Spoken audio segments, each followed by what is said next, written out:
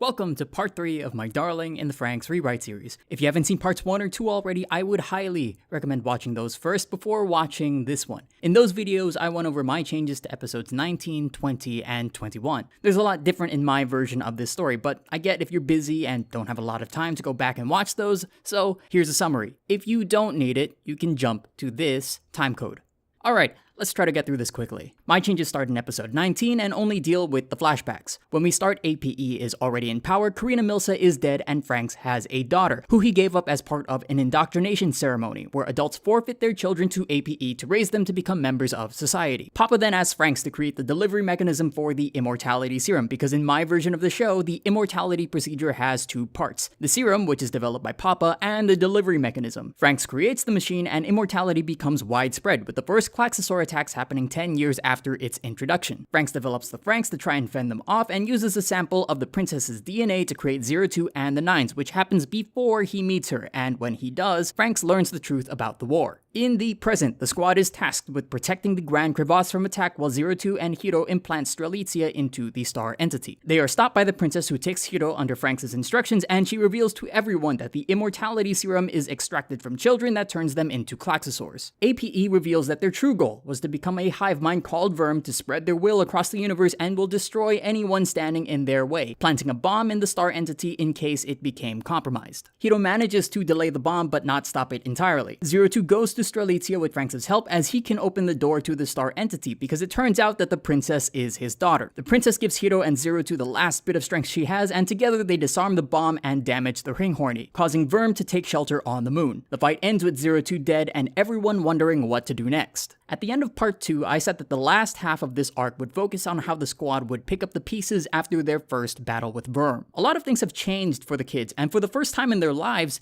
they're independent. While that is liberating, it would also be quite terrifying for them. They don't have any direction, and while Fraxx may have raised them in preparation for this, it's an entirely different feeling when there's no safety net to catch you. Squad 13 has had everything taken from them, and they need to figure out how to start over. That's the conflict in my version of episode 22. It was something that was present in the original, but I don't think it's nearly enough to carry an entire episode on its own. So I made 3 big changes to make that happen. First, there's no backdrop of the battles in space looming over the kids. There will be some of it, but it won't play nearly as large a role. Because of the changes I made to the story, it wouldn't make sense for that to happen. But this also means that Hiro's arc for this episode needs to be redone. In the original, Hiro's arc is to find out that 02's consciousness is in Strelitzia Apis fighting in space. That won't happen here, because there is no battle in space, and because 02 is dead in my version. And yes, she really is dead. That might make it seem like Hiro will have nothing to do, but that's fine, because my second big change is that Hiro will be largely absent for most of this episode. We'll find out in the beginning that the fight against Verm took a massive toll on Hiro, and because of that, he'll be bedridden. That will give me an excuse to push off the conclusion to his arc to a later episode, but it will also give me time to explore how the rest of the squad will react without a leader. So far in the show, the squad has had 2 figures to look up to for direction: Papa and Hiro. In my version of this episode, they will need to figure out what to do without either of them. For Kokoro and Mitsuru in particular, that's going to come from my 3rd change. Their reconciliation will happen in this episode. I think putting that here is a better fit, since this episode is about finding a purpose on an individual level, and that's exactly what that scene represents. Kokoro and Mitsuru finding purpose in their child. So,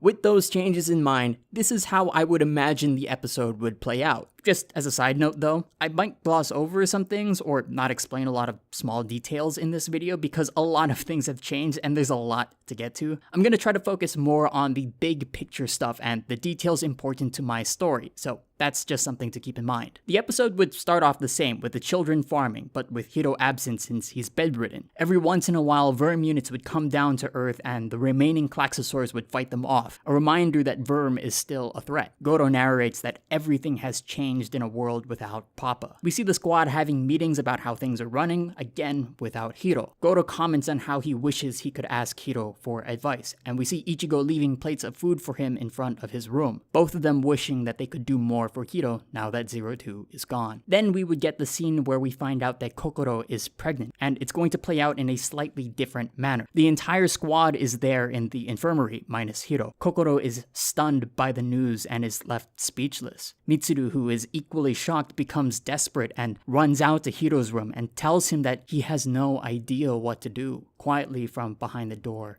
Hiro responds, "I'm sorry, Mitsuru, but I don't even know what to do myself." The other boys rush to Hiro's room. Mitsuru falls to the ground and cries. This will highlight the change that needs to happen in these characters. In times of need, they turn to a leader figure for direction. Now, they no longer have that, so they need to figure out a purpose all on their own. Then we would jump to the next day during breakfast, and we would have the scene where Goro tells everyone that their crops are dying, and Hachi and Nana would return. This is where we would have that flashback where it's revealed that Dr. Fraxx saved the children, which now makes a lot more sense and hits a lot harder with the changes I made in part 2. Hachi informs the squad that the soil has been robbed of life due to the mining of magma energy. Ikuno remarks that not only did Papa steal the futures of children, he stole the Earth's future as well. It begins to rain and Ichigo collapses. We cut to the infirmary where Goro, Futoshi, Zerom, Miku, and Ikuno stand by Ichigo's bedside. Ikuno tells everyone that she collapsed from overwork. Goro begins to get angry. The frustration that he's built up begins to boil over. He starts to run to Hiro's room. The next part would be the climax of the episode and will cut between two separate scenes. Mitsuru reuniting with Kokoro and Goro confronting Hiro. Here's how they would both play out. Mitsuru and Kokoro scene is really similar to the original, except Kokoro isn't trying to protect an unconscious 02. Instead, it's going to be entirely about how Kokoro feels like she doesn't belong anywhere anymore because she can't pilot. Mitsuru finds Kokoro standing out in the rain next to their Fraxx. Kokoro asks him why he's there. He responds, "I was looking for you. We don't remember what happened between us. You don't owe me anything. Just leave me alone. I'm not going to leave you here like this." "Yes, you can. I can't do anything. I can't pilot. I can't fight. I don't belong anywhere anymore. It's not your responsibility to care. I'm not worth that, so just go. This has nothing to do with responsibility. I'm here because I want to be. Papa told us that our only purpose was to fight, but I found my own reason to live." Mitsuru takes out his wedding band to Kokoro's surprise. "Why do you still have that? We can't remember. You don't need that anymore." "I don't want to be the one to hold you back. I can't do that. I can't ask that. When they took our memories, they took your reason to care. You can leave me behind and it won't matter." Kokoro falls to the ground, crying. Mitsuru runs to her. "But it does matter to me. It hurts when I think about you. It hurts when I say your name. They may have taken our memories, but they didn't take everything." Mitsuru hands Kokoro his ring. "I still want to be with you, and I want to protect our child. I want to start over again, not because of responsibility, but because I want to. If that's something you want to do with me." Kokoro pulls out her wedding band and hands it to Mitsuru. She looks at him with tears in her eyes and says, "I do." They put their rings on each other and kiss. So that's what happens with Kokoro and Mitsuru, and it'll be intercut with Goro confronting Hiro. It will play out something like this. Goro reaches Hiro's room and starts banging on his door. The other members of the squad arrive soon after. Goro begs Hiro to come out and tells him that everyone is worried about him and that they want to help. He stops knocking and tells Hiro, "The truth is, we need your help. Everything is falling apart and we don't know what to do. We need you. I need you. I know you're going through a lot, but please." Goro looks down silently. From behind the door, Hiro responds, "I'm so sorry, Goro. I just need some time." Slowly, Hiro opens the door. Everyone is shocked to see that his horns have grown out. "In my current state, there isn't much I can do." Hiro collapses. Goro rushes to his side. "As it is right now, I can barely stand. I'll try and help you all as best as I can, but that's all I can do. I know it isn't much, but I trust that you all can do what's right." Hiro looks at Goro. "I believe in you."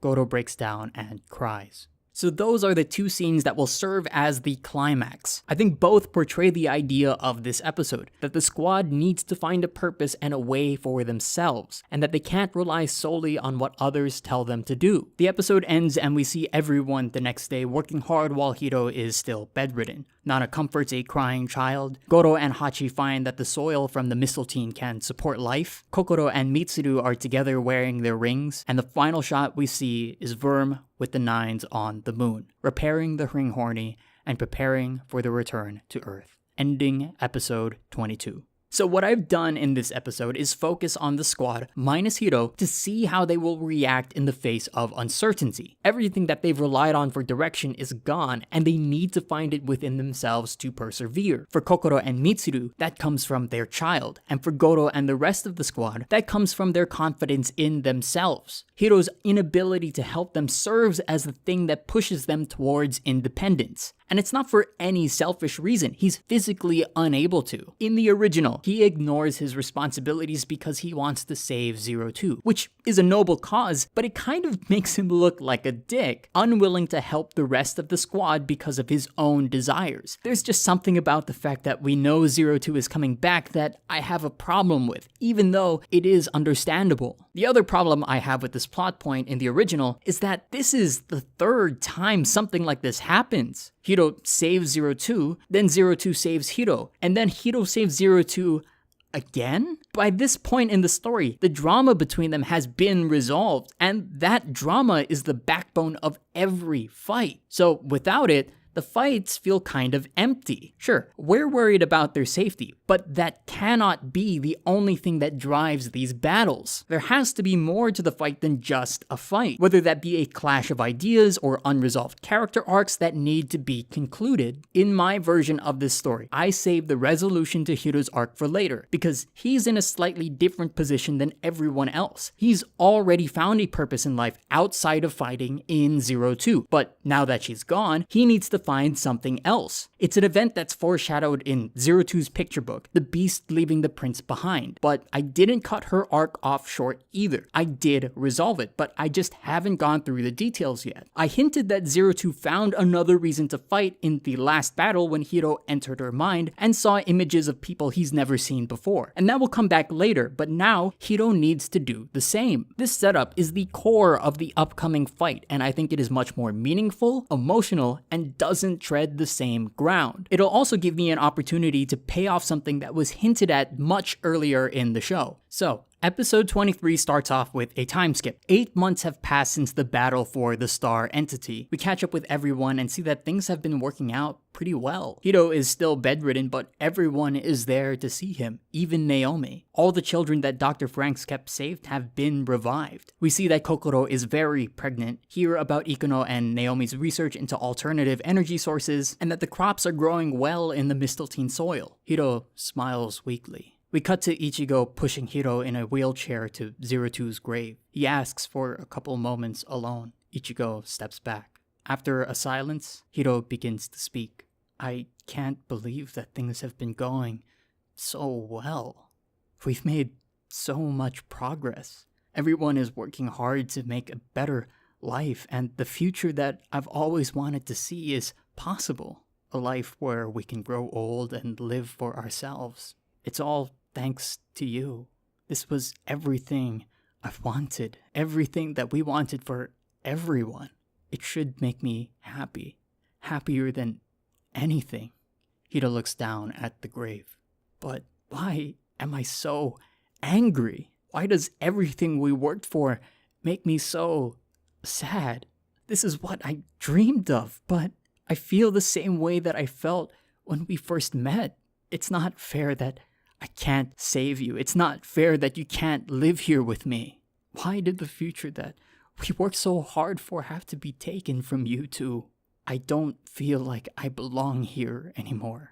Hiro begins to cry. Ichigo begins to tear up as well. A beat passes when all of a sudden Goro runs to them and tells them to come quick. Kokoro is in labor. Nunana tells everyone in the waiting room that they're being cautious since this is the first childbirth in many years and that it will set a precedent. Mitsuru is visibly nervous. Nunana places a hand on his shoulder and tells him not to worry. Everything is proceeding fine. They hear Kokoro cry out in pain. A few moments pass and they all hear an explosion and sirens start to go off. Hachi tells everyone on the PA that they're under attack. Most of the squad rushes out to their Fraxx, leaving Hiro and Mitsuru behind. Hiro looks down frustrated frustrated and heads back to his room. Verm descends from the sky in the Ring Horny with the Nines by their side and hundreds of Verm units. We hear the voice of Papa ring out. It appears you've managed well without us, which is a surprise on its own, but you're all too dangerous to be left alive. Your very existence is a threat to the society we've built, and we are prepared to end this silly battle once and for all. So this is the change that I wanted to make to the final battle. My problem with the way it's presented in the original is that for as large and as grand as Hiro and Zero Two's battle with Verm is, there is absolutely no tension to that fight. Because most of it happens light years away from Earth and over the span of 2 years, it really removes any sense of urgency. No one besides Hiro and Zero Two are in immediate danger, and even then, in that situation, they're the aggressors. And that doesn't feel right in a show where the subtext of every other fight so far is deeply personal. What I've done with the final battle in my version is twofold. I moved the fight back to Earth, where Verm poses an immediate threat to everyone and everything they've built, and I've made the backdrop for this fight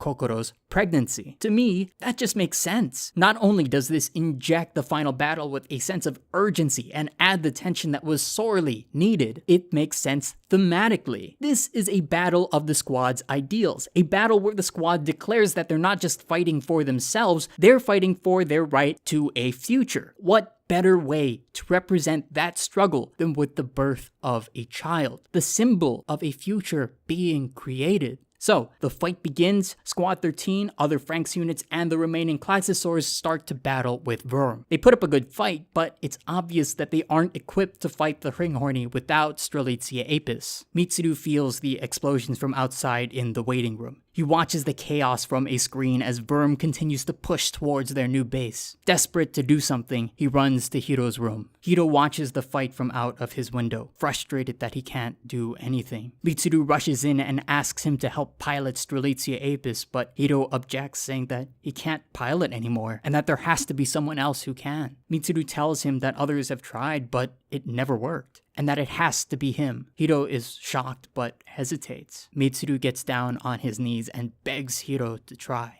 and he finally agrees. In Strelitzia Apis, Mitsuru is the stamen and Hiro is the pistol. They begin to connect and Hiro enters Mitsuru's mind and begins to see images of Kokoro just like when Ichigo entered his mind and saw Zero Two, filling him with guilt for being so selfish. As we see Strelitzia Apis begin to power up. We cut to Squad 13, who continues to get pushed back, hopelessly overwhelmed. They suddenly feel a rumble and look back as Strelitzia Apis emerges from the ground. It shoots its laser, destroying many Verm units with ease. Hiro tells everyone that he's sorry he's late. Mitsuru adds that he won't let them get any closer. Squad 13 is shocked but ultimately relieved, and they stand together confidently, setting the stage for the final battle, ending episode 23. I mentioned earlier that I wanted to pay off something that was hinted at much earlier in the show, and that was Hiro piloting with Mitsuru. There was an entire episode dedicated to Mitsuru's desire to pilot with Hiro, and while it did a lot to flesh out Mitsuru as a character, it felt like it was setting up for a moment like this. It's never paid off in the original, and I think with my rewrite, it makes sense for this to happen here. Now, if we look at the way I've set up this final battle in my version, I feel like we have a much more engaging fight. Instead of having it happen light years away, there's an immediate sense of danger since it's physically closer to where most of the story takes place, and practically every member of the squad is involved in some capacity. While it doesn't feel as grand as the original, the trade-off is that it feels much more intimate, which is in line with every other battle so far. And all of this is happening during the birth of a child, emphasizing and highlighting the themes of the show, which is something that I think all fights like this should do, especially the final one for a series. The last thing that I need to do in terms of major story is wrap up Hiro's arc. As it is right now, the thing fueling him to fight is guilt, and that shouldn't be how the squad wins. To win this battle, Hiro needs to answer the question, What is he fighting for? So, episode 24 starts as the battle continues. The children stand a better chance against Verm forces with Strelitzia Apis, but they're still having trouble. Meanwhile, Kokoro continues to struggle with the birth. We see that the hardest part to deal with are the Nines, who are killing machines. But Hiro notices that they hesitate before landing the final blow. Now, I haven't forgotten about the Nines, so let's talk about them for a bit. I feel like they're kind of wasted in the original. They're built up as this elite team of killers that were eventually going to fight our main squad, but that never really happens. But I don't hate the idea that they eventually team up with Squad 13 though. So the question for me was, how do I construct this battle so that both are possible? The way I have them set up right now is that they're being controlled by Verm. And this wasn't because I couldn't think of anything else. I did this specifically because it plays into the themes of the show. When they are first introduced, they were kind of this mirror image of Squad 13. The main difference being that they fight for Papa. The thing is, we're never really told why. But that isn't a bad thing though. It just means that we have to look for their motivations through their actions. And the moments that stood out to me in the original is when Verm kills off 9 Delta and the pain we hear in 9 Alpha when they are abandoned. That moment with 9 Alpha in particular made me think of the scene where Zedom realized that he could never be a part of the adult society. So here's the angle that I went with. The Nines want to work with Papa, either to make him happy or for some other reasons. The specifics of it don't really matter, but what does matter is that they're doing it by choice. They haven't had any real friction with Papa because their goals are in line, which gives them the impression that they have some amount of freedom. That changes the moment when one of them dies in my version, when Verm starts to take over their bodies. 9 Alpha, in that moment, realizes that they never had any freedom, and if they were to step out of line, they'd be thrown away just like everyone else. They always thought that they had a choice, but now they understand that they never had one. And being mind controlled by Verm is the ultimate symbol of their lack of agency. It's the difference between doing something because you want to and doing something because you're told you have to. With this setup, I can have the Nines fight Squad 13 and have the battles that the show hinted at, while still having them change sides to fight for their own agency. Let's get back to the episode. Hiro notices that the Nines hesitate before landing the killing shot and asks why they continue to fight for Verm when they know how Papa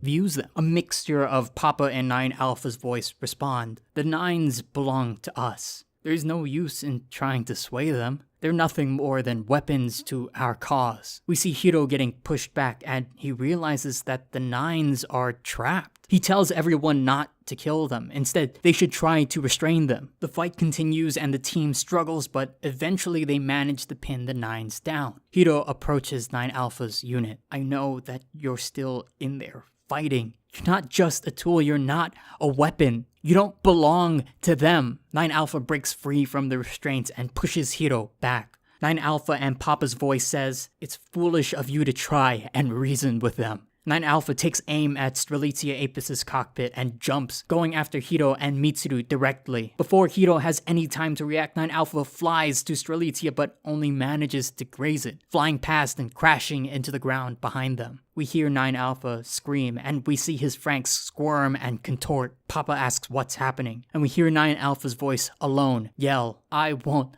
let you control me." He breaks free from Papa's control, and 9 Alpha's Fraxx emerges from the dust. He tells Papa, "We have fought for you long enough." The other Nines break free from Verm's control as well. It's time that we fought for ourselves. The Nines stand beside Squad 13, prepared to fight the Ring Horny. Papa laughs. "I guess it was wrong of us to put our trust in simple tools that could never understand our goals." Verm units from all around the battlefield begin to collapse, lifeless, purple lights escaping from their bodies. But even without you, we can still get what we want. The purple lights rush into the Ring Horny, and a laser charges up on its head. It turns to face the new base, detecting Kokoro and the birth taking place inside. "We will destroy everything that you hope to create." The laser fires, the beam racing towards the base. Suddenly, Strelitzia Apis jumps to block the beam, taking the full brunt of the blast. Hiro and Mitsuru scream. We jump to inside the cockpit, where we see both of them battered and struggling, tears streaming down Mitsuru's face. Hiro tells Mitsuru that they can't take much more damage as the beam continues to blast them. Mitsuru yells, "I won't let them take this away. I won't let them take my child. Hiro begins to enter Mitsuru's mind again. He sees images of Kokoro, but this time there's more. He sees scenes of Mitsuru and Kokoro together with their daughter, older and laughing, and other members of the squad with their children. Hiro remembers the time that he entered 02's mind and saw people that he didn't recognize, and realizes that it was the squad when they grew up. Hiro finally understands what he has to do. He smiles to himself and, after a brief moment, ejects Mitsuru out of the cockpit. Mitsuru yells as Hiro pilots Strelitzia Apis alone and flies towards the Ring Horny. Pieces of it break away as it takes more damage from the Ring Horny's laser. Strelitzia grabs the Ring Horny and flies into the sky. Papa asks why he's willing to sacrifice himself. Hiro responds, "Because I'm not just fighting for myself or 02 anymore. I'm fighting for our children and their children and for our future." Strelitzia Apis struggles as it drags the Ring Horny higher and higher when the Nines suddenly join. Hiro tells them to stay back since they'll die. The Nines respond that it's alright. They were created as weapons and they finally found something worth fighting for. Together they push the Ring Horny into space. The spirit of 02 appears and embraces Hiro, whispering thank you as Hiro begins to cry. Once in space, Strelitzia Apis self-destructs, destroying the Ring Horny in a blast that resembles the wings of a bird. We cut into the infirmary where everyone rushes to see Kokoro, who is behind curtains. Mitsuru walks forward and pulls the curtains aside, revealing Kokoro and their daughter. She tells the baby that this is her papa. Mitsuru reaches out and the baby grabs one of his fingers. Kokoro smiles. Mitsuru grabs the both of them and cries. The last thing we see is the epilogue that plays out just like in the original. The squad growing older and having children, with their society flourishing. And just like the original, the final shots would be of a time lapse to the future where we see two children meeting under a sakura tree.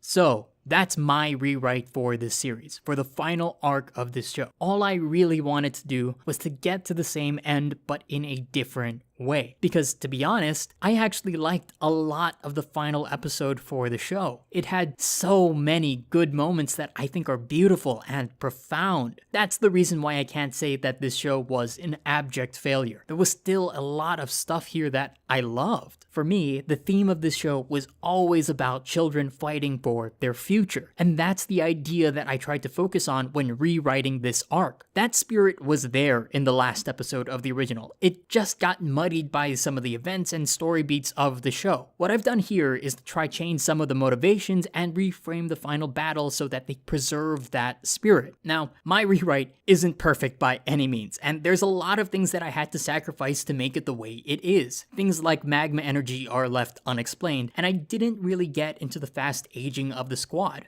but I felt like they didn't do much for the story of the show, so I didn't pay too much attention to them. Honestly, I have no idea if this ending is any better or worse than the original. It's just something that's been on my mind for a while, ever since the show finished, and I just wanted to get it out there. That being said, thank you so much for watching. It took me a while to write out this last part, but it's here now. If you like it, please leave a like and share it. I have like 5 new subscribers because of this series, so thank you so much. It means the world to me. If you have any comments or suggestions for other things you want to hear me talk about, please leave them in the comments below and subscribe. I would really appreciate it.